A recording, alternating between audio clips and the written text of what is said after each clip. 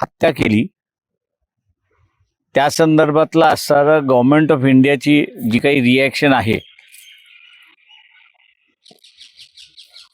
ही reaction मी एवढंच त्याच्यामध्ये म्हणू शकतो की इंडस व्हॅलीचं असणारं, झेलमचं असणारं, चनाबचं असणारं पाणी थांबवण्याचा असणारा प्रयत्न आणि करार आम्ही सस्पेंड केलाय म्हणून त्या ठिकाणी सांगण्याचा प्रयत्न चाललेला आहे. परंतु त्या नद्यांचं असणारं जे काही पाणी आहे त्याचं भारतीय सरकार वापरणार कसं, त्याचं स्टोरेज कसं करणार, या संदर्भातला अजून खुलासा आलेला नाही. आजच्या वर्तमानपत्रामध्ये एवढंच आलेलं आहे की आम्ही असं ड्रेगिंग करणार आहोत आणि त्याची खोली वाढवणार आहोत, एवढीच फक्त त्या ठिकाणी आलेली आहे. पण जी काही माझ्याकडे थोडीफार माहिती आहे त्या माहितीप्रमाणे त्याच्यापेक्षा अधिक पाणी आहे, ते तुम्ही कसं अडवणार, ते जर तुम्ही अडवलं नाही तर आम्ही असं एग्रीमेंट सस्पेंड केलंय याचा काहीही अर्थ राहत नाही असं त्या ठिकाणी मानतोय. दुसरं, ह्या एग्रीमेंटचं गॅरंटी जी आहे ती वर्ल्ड बँकेची असणारी गॅरंटी आहे आणि वर्ल्ड बँकेची गॅरंटी असल्यामुळे त्याचा परिणाम काय होणार आहे याचं सुद्धा असणारं शासनाने, केंद्र शासनाने लोकांना सांगावं अशी असणारी परिस्थिती आहे. सामान्य माणूस जो आहे तो सामान्य माणूस हेच विचारतोय की तुम्ही एवढी हत्यारं विकत घेतली, तुम्ही विमानं विकत घेतली, तुम्ही असणाऱ्या पाणबुड्या विकत घेतल्या, भारतामध्ये असणारा नवे लढाऊ जहाज तुम्ही असणारं निर्माण केलं, त्या सगळ्यांचा उपयोग काय असा असणारा प्रश्न त्या ठिकाणी विचारला जातोय. शासनाला, केंद्र शासनाला आमचं असणारं आव्हान आहे की तुम्ही ॲक्शन घेणार आहात का हे पहिल्यांदा सांगा. हे जे कागदोपत्री घोडे नाचवण्याचं जे कामकाज चाललेलं आहे ते पहिल्यांदा थांबवा. LOC वरती असणारं फायरिंग सुरुवात झाली आहे, ही वस्तुस्थिती आहे. त्या ठिकाणी तुम्ही ठोस कारवाई काय करणार आहात का याचं त्यांनी सांगावं. कारण जे काही इथे दिसतंय ते म्हणजे आर्मी उत्तर द्यायला तयार आहे, रेडी आहे, पण जे लॅकिंग आहे, म्हणजे ज्याची कमतरता आहे ते पॉलिटिकल विंगचीच कमतरता आहे असं मी त्या ठिकाणी मानतोय. हे पॉलिटिकल लॅकिंग जे आहे, म्हणजे कमतरता जी आहे, राजकीय कमतरता जी आहे निर्णय घेण्याची, या संदर्भातला असा शासनाला लोकांचा पाठिंबा आहे आणि लोक शासनाच्या निर्णयाबरोबर राहतील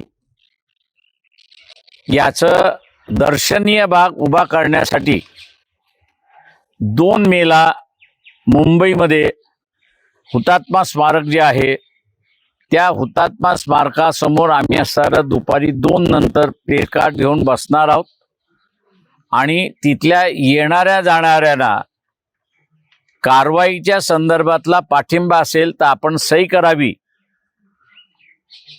कारवाईच्या संदर्भातला पाठिंबा असेल तर आपण सही करावी. हे मोहीम आम्ही असणारं 2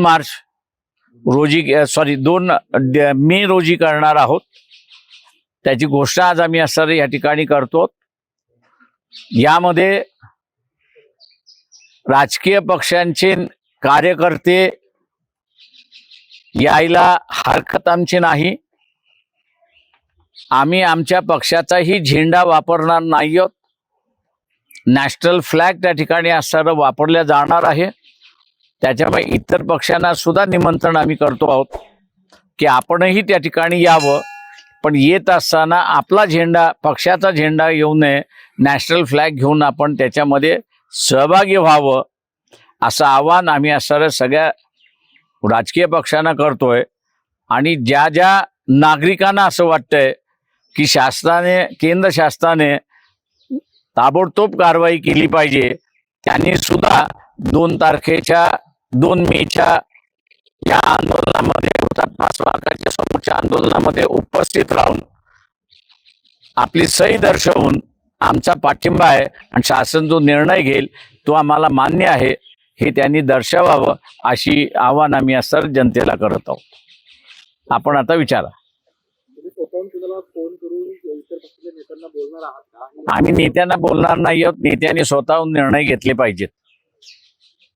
आता सगळ्या नेत्यांचे आता जे काही राजकीय पक्षांचं मी जे बघतोय त्या नेत्यांचा असणारा निषेध व्यक्त करणं एवढंच आहे. आणि केंद्र शासन यांनी कारवाई करावी, पण तुम्ही आपण काहीच कारवाई सुचवत नव्हत, अशी असणारी परिस्थिती आहे. म्हणजे ब्रीफिंग जे आहे ते प्राईम मिनिस्टरकडून ऑल पार्टीजना झालं पाहिजे होतं. इथे असणारा सगळ्या पार्टीच्या लिडर्सना सेकंडरी ट्रीट केलं असतं. माझ्यासारखा त्या मीटिंगमध्ये असतं तर वॉकआउट केली असती.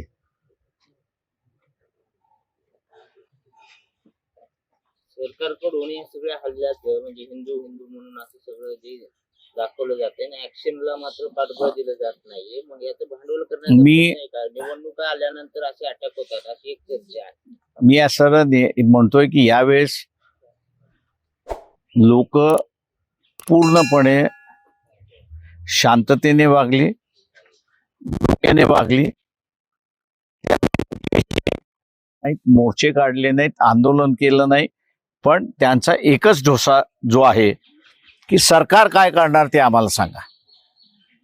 आणि तीच सेंटिमेंट लोकांची जी आहे की सरकार काय करणार हे आम्हाला सांगा, हेच अभिव्यक्ती करण्यासाठी असताना आम्ही जो 2 मेचा कार्यक्रम हुतात्मा स्मारकासमोर ठेवलेला आहे. सर्वच विरोधक म्हणतात का सरकारने निर्णय घ्यावा, आम्ही पाठीशी वाटते. सरकार असे ज्या मीटिंग मध्ये पंतप्रधान बसत नाही त्या मीटिंग मध्ये बोलायचं कोणाशी हेही तुम्ही लक्षात घ्या. किंवा 1 to 1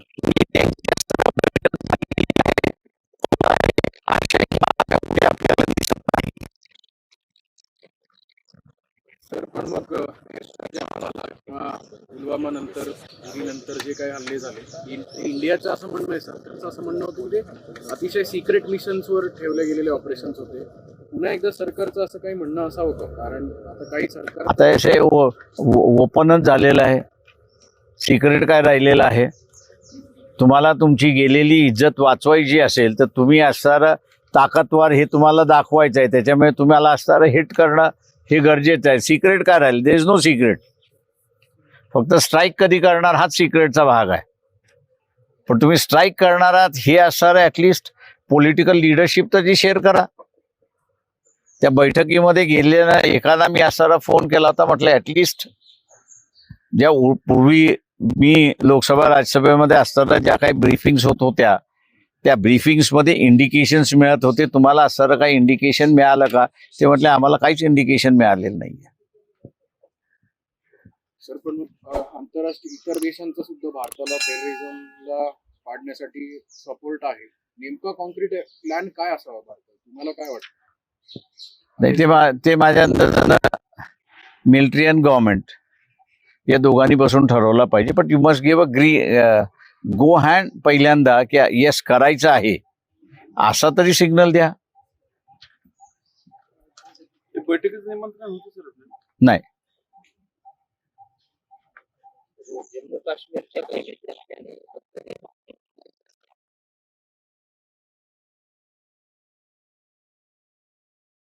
ज्या पद्धतीने राईट विंग जे आहेत आणि याला मला वाटतं मोहन भागवत यांनी असं कंट्रोल करावं. का त्यांच्या ह्या सगळ्या अंडीपी लावली आहेत असं मी त्या ठिकाणी मानतोय. त्यांनी असं त्यांच्या संघटनेला त्यांना सांगावं की त्यांनी असं जम्मू आणि काश्मीरमधले जे विद्यार्थी आहेत, भारताच्या इतर ठिकाणी असणारं जे शिक्षण घेतात आहेत त्यांच्यावरती अटॅक होणार नाही हे मोहन भागवतांनी पहिल्यांदा आदेश काढले पाहिजेत. सर 370 झाले हटवल्यानंतर कुठेतरी असं म्हणत होते की Kashmir was back to normalcy. आता पुन्हा हल्ला झालाय. तुम्हाला खरंच वाटतं का काश्मीर बॅक टू नॉर्मलसी आलं होतं आणि आता जर आलं ते- होतं तर आता पुन्हा एकदा यायला वेळ लागेल? की ज्या पद्धतीने असणाऱ्या टुरिस्ट गेले त्या पद्धतीने माझ्या अंदाजानं लोकांना असं वाटलं की इट हॅज बीन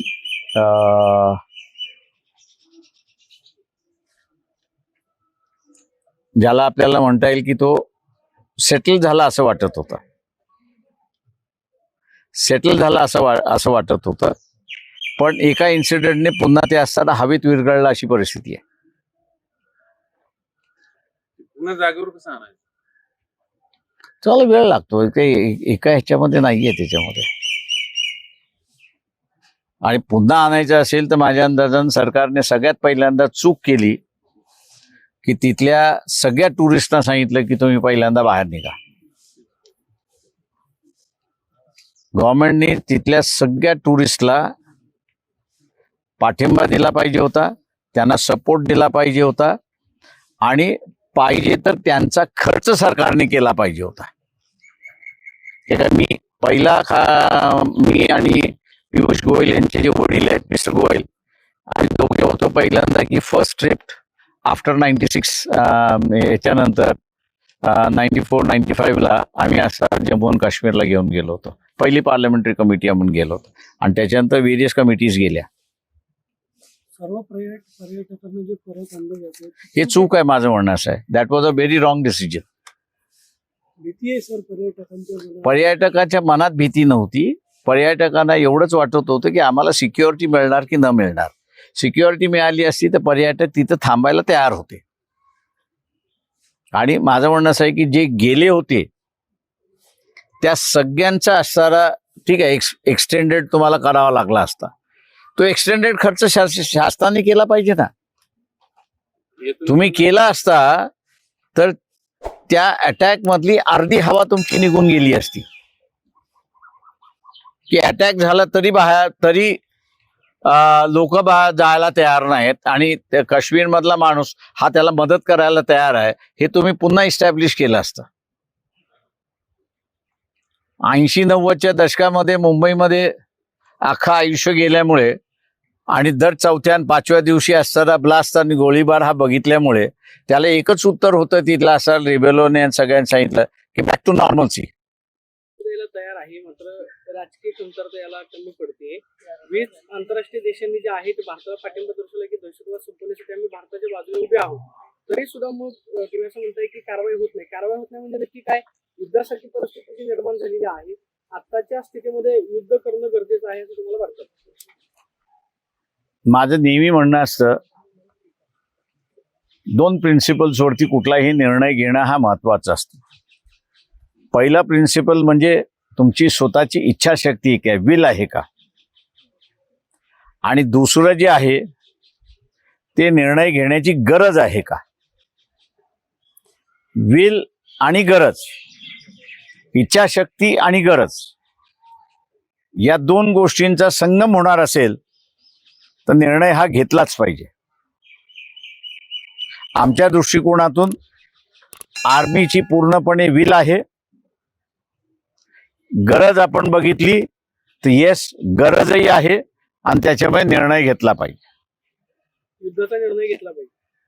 युद्धाचा नाही, जिथे ट्रेनिंग सेंटर आहेत ते उद्ध्वस्त करण्यात, ते उद्ध्वस्त करणार नसतील तर तुम्ही उद्ध्वस्त करा. तुमची सिक्युरिटीचा निर्णय हा तुम्ही घेतला पाहिजे. ते इतरांवरती सोडून चालत नाही. मग उद्या घुसायची वेळ आली तर ती घुसायची वेळ सुद्धा त्या तुम्हाला तयारी पाहिजे.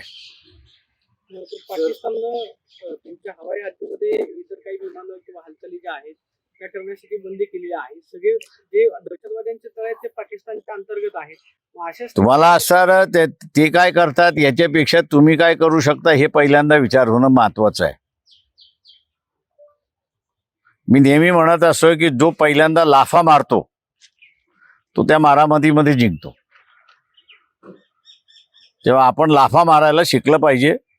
मारल्यानंतर लाफा मारायला जायचं म्हटल्यानंतर आता जसं यांनी कारणं सांगितली ती कारणं मग पुढे येतात. सर मग इंडस वॉटर ट्रीटी संदर्भात अजून देखील 4 पॉईंट जे आहेत ते पण आहेत. जे विजा असेल किंवा पाकिस्तानी नॅशनलच्या संदर्भात असेल की आपण जे हे 5 पॉईंट जे घेतलेले पर नेमसेक घेतलं असं वाटतं. पण नेमसेक आहे ते, राहिले काय आणि गेले काय, फरक काही आहे, डिफरन्स काय करतोय. तुमचं नाक कापलं गेलेलं आहे, तुमची इज्जत वाढते का.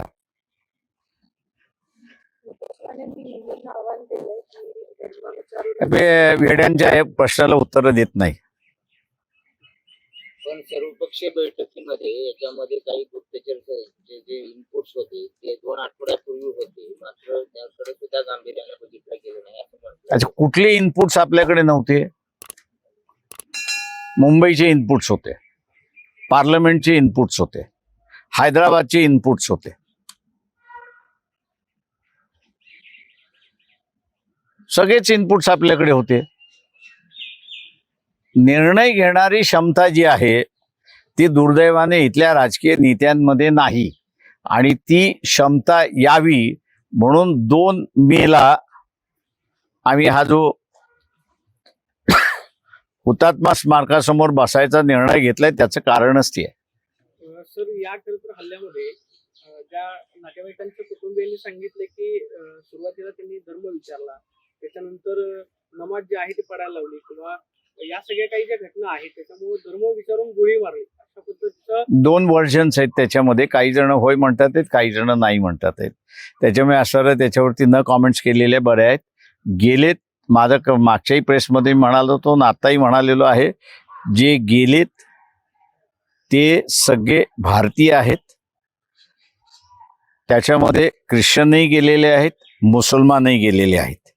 त्याच्यामुळे धर्मावरती विभाजन करून टेररिस्टांना जे पाहिजे ते नॅरेटिव्ह इथला दुर्दैवाने प्रेस आणि राजकीय काही नेते हे उभं करतात आहेत, अशी परिस्थिती आहे. सर्व पॅरामिलिटरी फोर्सेस जे असं म्हणतात की 2020 मध्ये 12,000 पॅरामिलिटरी फोर्सेस विड्रॉ केले होते. कदाचित मग तो ओव्हर कॉन्फिडन्स म्हणावा लागेल सरकारचा. आता असंही शेवटी कोणाच्याही निर्णयावरती आणि कोणाच्याही याच्यावरती मला वाटतं हे करणं महाग आहे. पण तुम्हाला ज्या ज्या वेळेस इंटेलिजन्स असते त्या त्यावेळेस तुम्ही ॲक्ट करणं गरजेचं असतं. तुम्ही ॲक्ट केलेलं नाही. माझं म्हणणं असं आहे की पुलवामाच्या संदर्भात सुद्धा, मुंबईच्या संदर्भात सुद्धा, हैदराबादच्या संदर्भात सुद्धा, पार्लमेंटच्या संदर्भात सुद्धा, या सगळ्या ह्याच्यामध्ये ज्यांनी इंटेलिजन्स दाबली त्या कोणाच्या विरोधात असताना कारवाई झाली नाही. त्याच्यामुळे ही स्थिती आपली येऊन पडली असं मी त्या ठिकाणी मानतोय. पुलवामा अटॅक झाल्यानंतर सुद्धा ट्रेनिंग कॅम्प जे आहेत ते नष्ट केले असं सरकारनं दावा केला होता. मग आता परत शेवटी एकच आहे त्याच्यामध्ये की तुम्हाला उदाहरणार्थ द्यायचं तर ज्या पद्धतीने असणारं अमेरिका आता इराणला हे करते की आम्ही तुम्हाला असणारं न्यूक्लिअर ग्रेडचं करू देणार नाही, आणि त्यांनी ज्या पद्धतीने असणारं प्रेशराईज पूर्णपणे केलेलं आहे, तेव्हा तुमच्या सिक्युरिटीसाठी पाकिस्तानमध्ये टेररिस्ट कॅम्प उभे राहणार नाहीत हे बघणं भारताचं काम आहे, आणि त्याच्यासाठी जे करावं लागेल ते तुम्हाला करावं लागणार आहे. सर, पण मग बिहारमध्ये जे मोदींनी एक वक्तव्य केलं थेट इंग्लिशमध्येच केलं की आयडेंटिफाय, ट्रॅक आणि पनिश. बिहारमध्ये जाऊन पुलवामाच्या वेळेस केलं नव्हतं का त्यावेळेस ती स्टेटमेंट सेम रिपिटेशन आहे. ऍक्शन प्लॅन काही चुकतोय का सरकार? असेल ऍक्शन प्लॅन तर ना, आणि म्हणून आम्ही विचारतो की तुमचा ऍक्शन प्लॅन काय तो दाखवा. ज्या ऑल पक्षीय मीटिंगमध्ये पंतप्रधान बसू शकत नाही त्याच्यावरनं पंतप्रधान किती सिरियस आहेत हे दिसतंय.